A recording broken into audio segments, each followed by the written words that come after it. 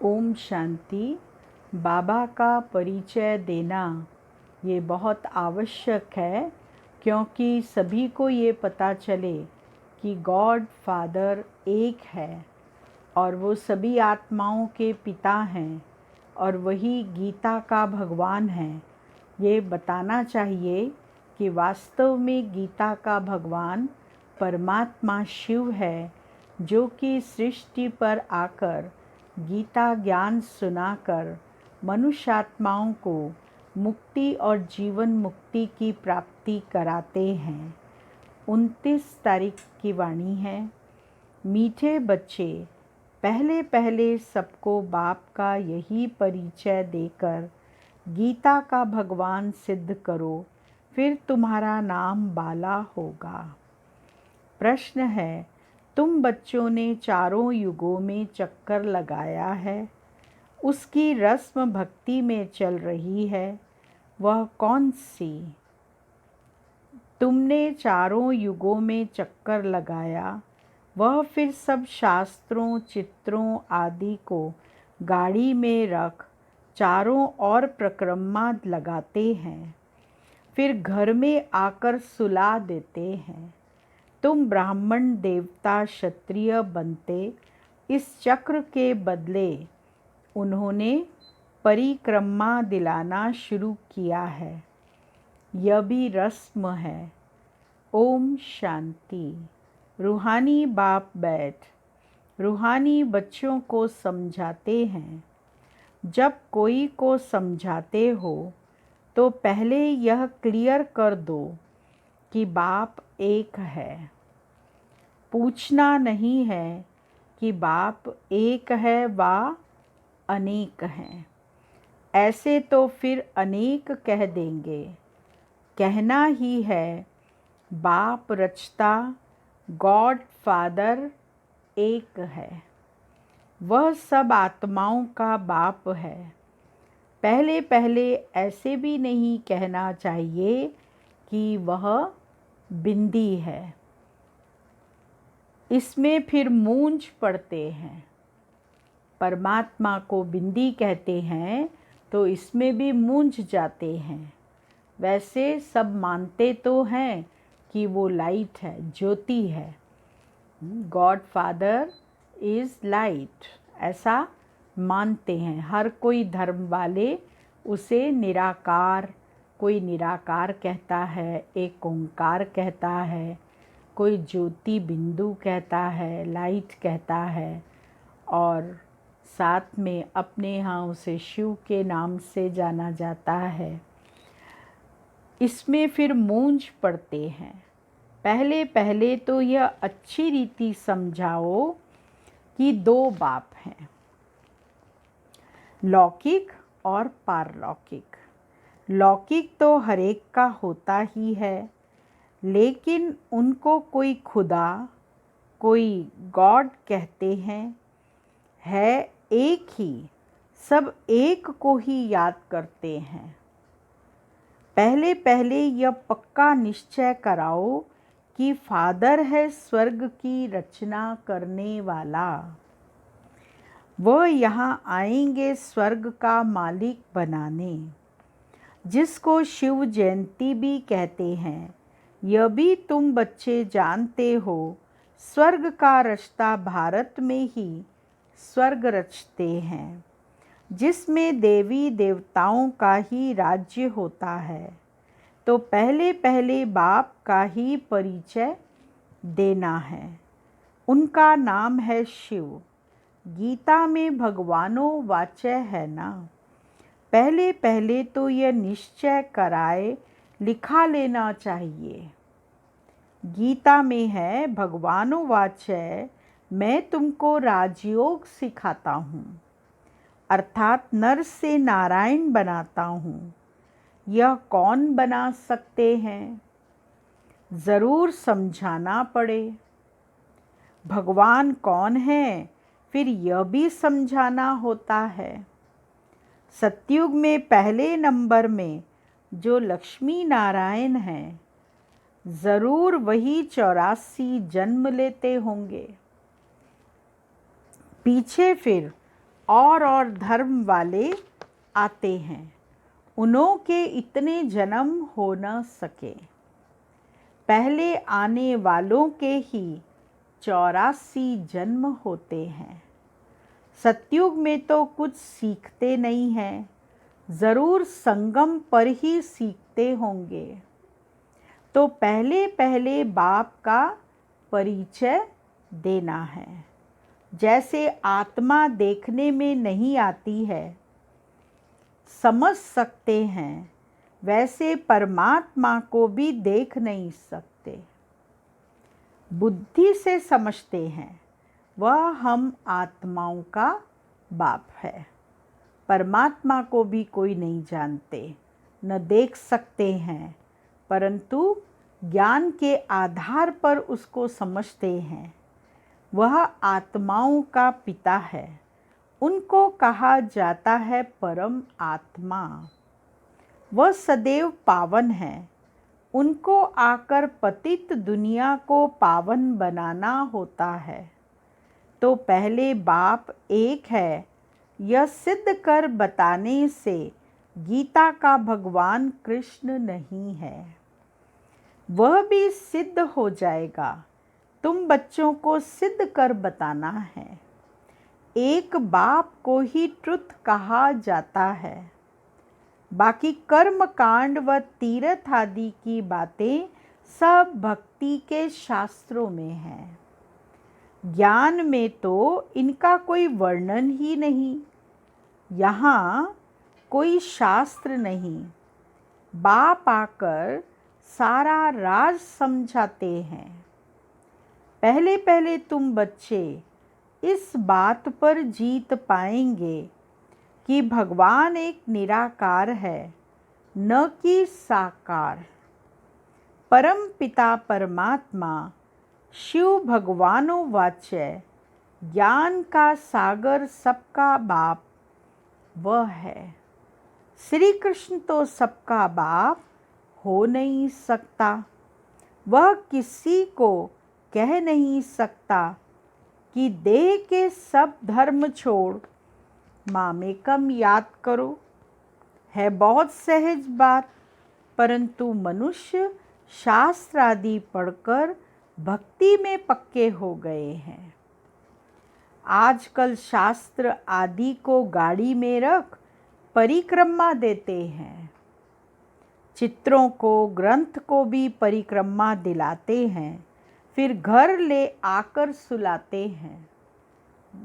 ऐसा दिन फिक्स रहता है कि उस दिन शास्त्रों को गाड़ी में रखकर और फिर अच्छे सुंदर तरीके से सजाकर उनकी परिक्रमा दिलाई जाती है और उसके बाद फिर वापस उनको अपने स्थान पर रख देते हैं।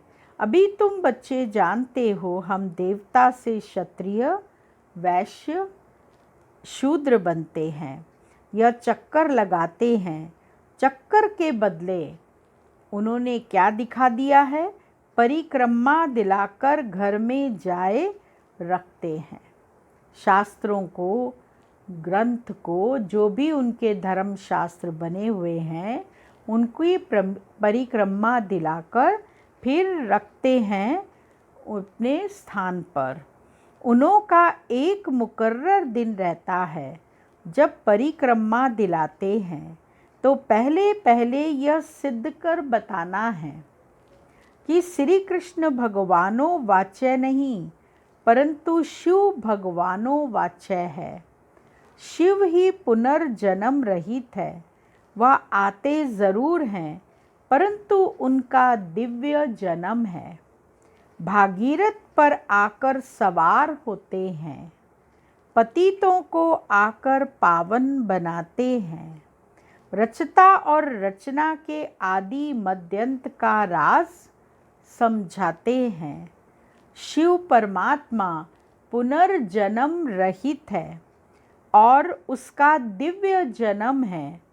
इसीलिए भागीरथ या प्रजापिता ब्रह्मा के तन में प्रवेश कर हम आत्माओं को पतित से पावन बनाने का ज्ञान सुनाते हैं। रचता और रचना के आदि मध्यंत का राज समझाते हैं। जो नॉलेज और कोई नहीं जानते, बाप को आपे ही आकर अपना परिचय देना है। मुख्य बात है ही बाप के परिचय की। वही गीता का भगवान है। यह तुम सिद्ध कर बताएंगे तो तुम्हारा नाम बहुत बाला हो जाएगा। तो ऐसा पर्चा बनाकर उसमें चित्र आदि भी लगाकर फिर एरोप्लेन से गिराने चाहिए।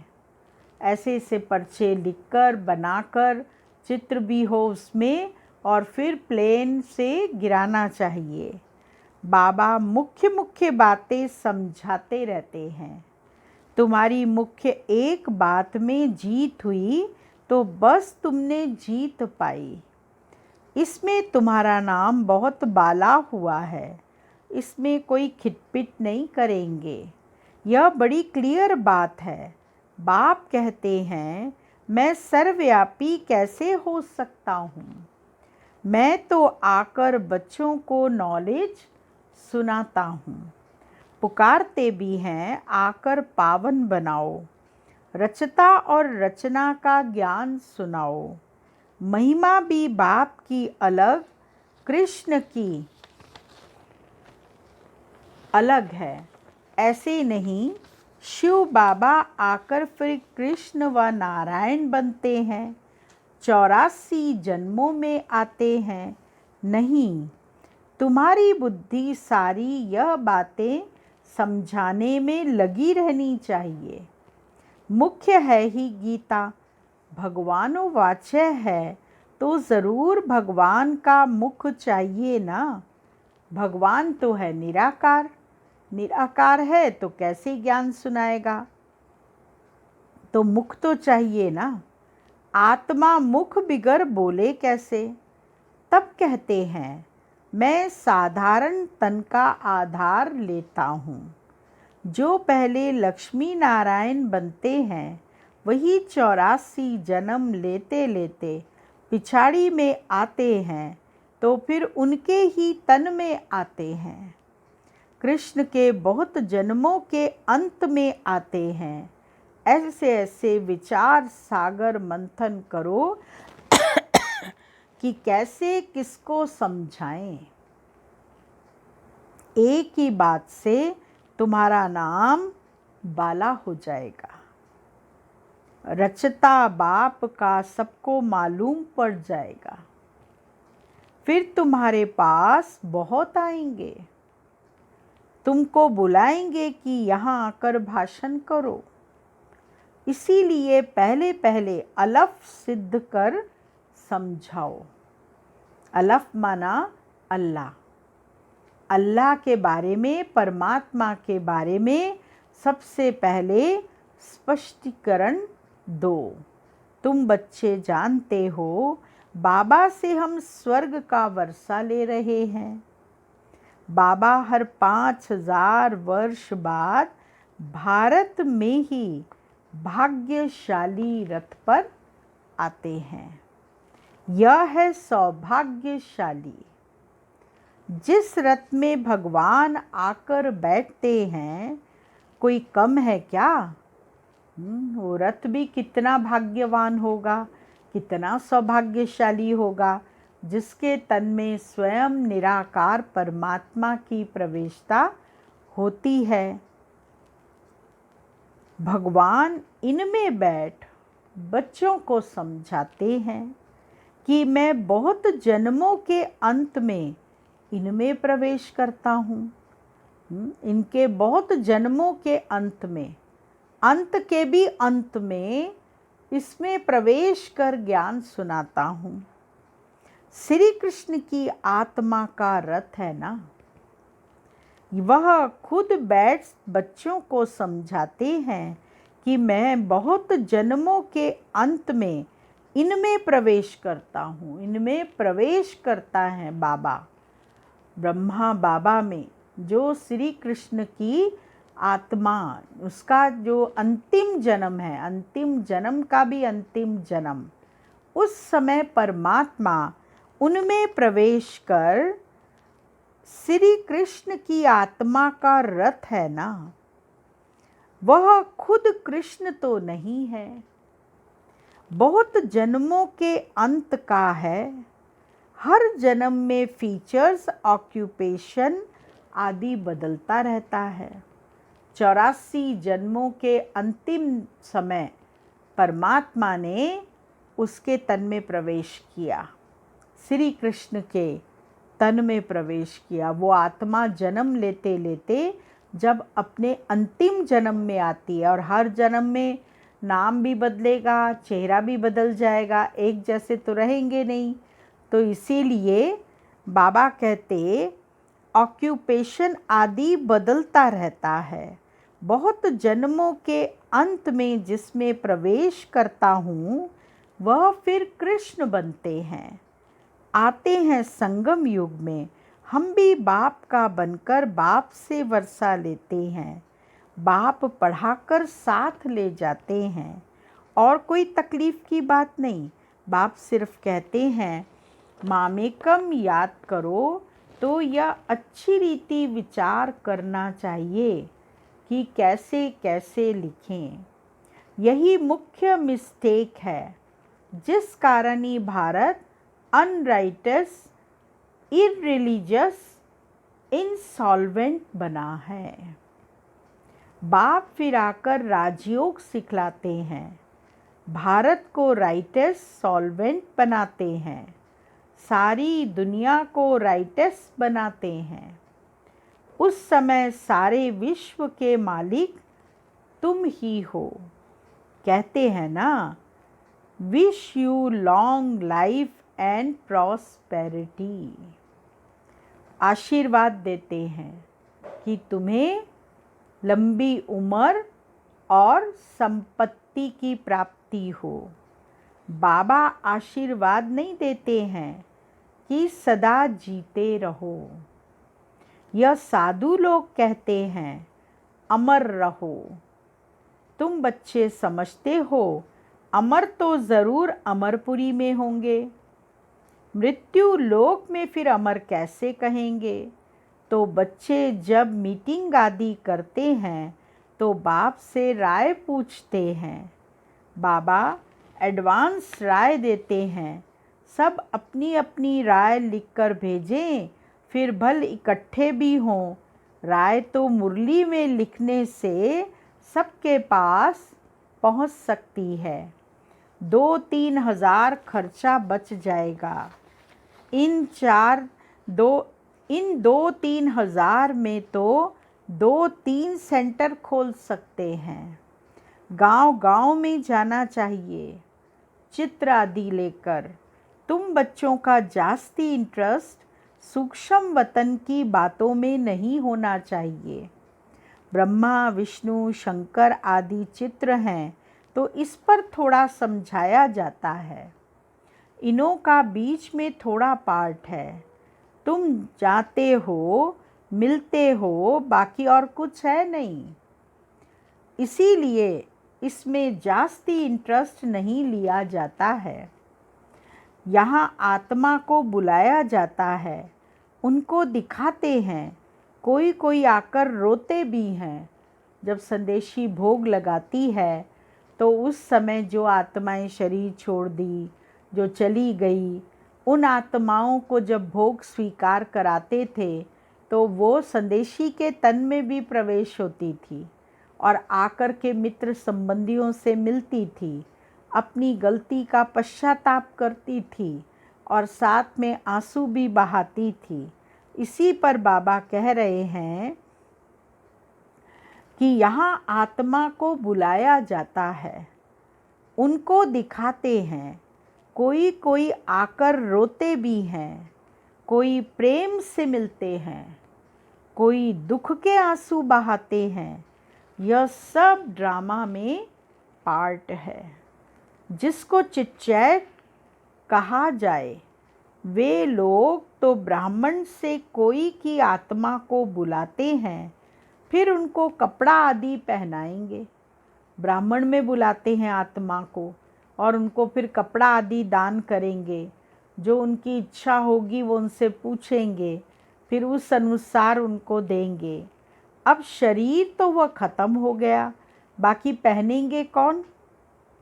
तुम्हारे पास यह रस्म नहीं है। रोने आदि की तो बात ही नहीं, तो ऊंच ते ऊंच बनना है। वह कैसे बने? ज़रूर बीच में संगम युग है जब पवित्र बनते हैं। तुम एक बात सिद्ध करेंगे तो कहेंगे यह तो बिल्कुल ठीक बताते हैं। भगवान कभी झूठ थोड़े ही बता सकते हैं। फिर बहुतों का प्यार भी होगा, बहुत आएंगे। समय पर बच्चों को सब पॉइंट्स भी मिलती रहती है। पिछाड़ी में क्या क्या होना है वह भी देखेंगे। लड़ाई लगेगी, बॉम्ब्स छूटेंगे। पहले मौत है उस तरफ, यहाँ तो रक्त की नदियाँ बहनी हैं। फिर घी दूध की नदी। पहले पहले धुआं विलायत से निकलेगा। बाबा कहते सबसे पहले वहाँ पर लड़ाई होगी, वहाँ से पहले धुआं निकलेगा।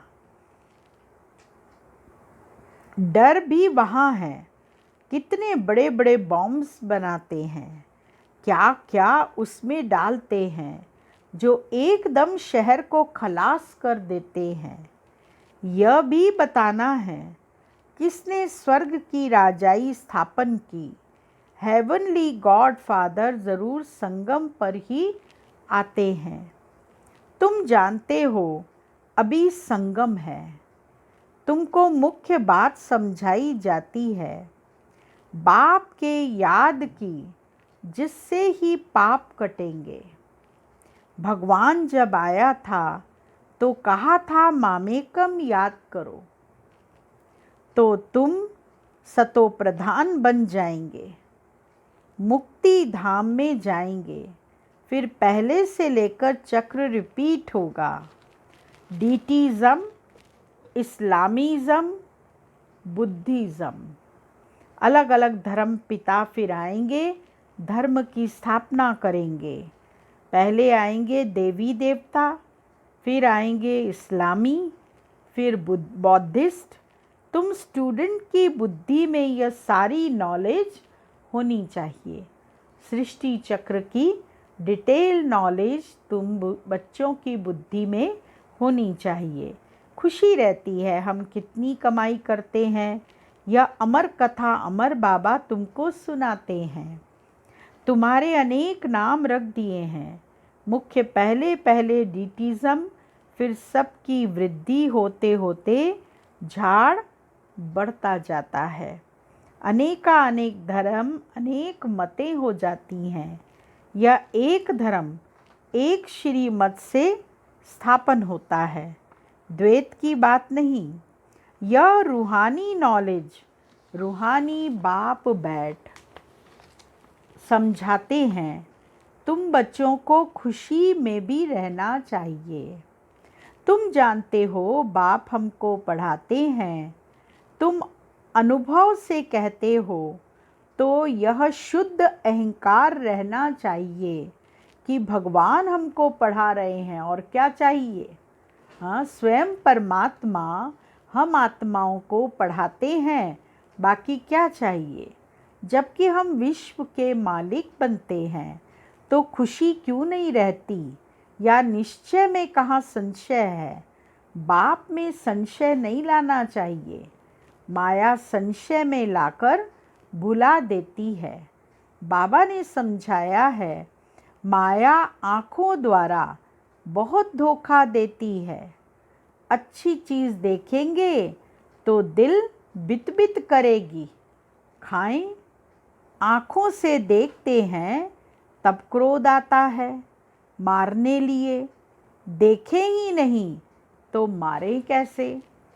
आँखों से देखते हैं तब लोभ मोह भी होता है। आँखें, बाबा ने कही, आँखें धोखा देती हैं। इन आँखों से जो कुछ देखते हैं फिर दिल होती है। चीज़ें देखेंगे तो लगेगा ये चीज़ हमको मिले, खाने की चीज़ें देखेंगे तो लगेगा हम इनको भी खाएं, हमें मिलनी चाहिए। और आँखों से देखते हैं तो क्रोध भी आ जाता है, फिर लगता है कि हम इनको पिटाई लगाएं। देखें कैसे लोभ मोह सब आँखों से देखने से आता है। मुख्य धोखा देने वाली आँखें हैं, इन पर पूरी नज़र रखनी चाहिए। आत्मा को ज्ञान मिलता है तो फिर क्रिमिनल पना छूट जाता है। ऐसे भी नहीं है आँखों को निकाल देना है, तुम्हें तो क्रिमिनल आई को सिविल आई बनाना है।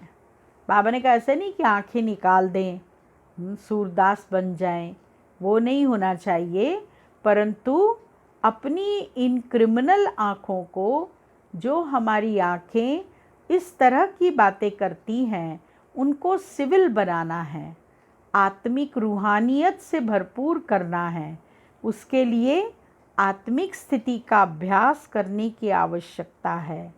अच्छा, मीठे मीठे सिकिलदे बच्चों प्रति माता पिता बाप दादा का याद प्यार, गुड मॉर्निंग।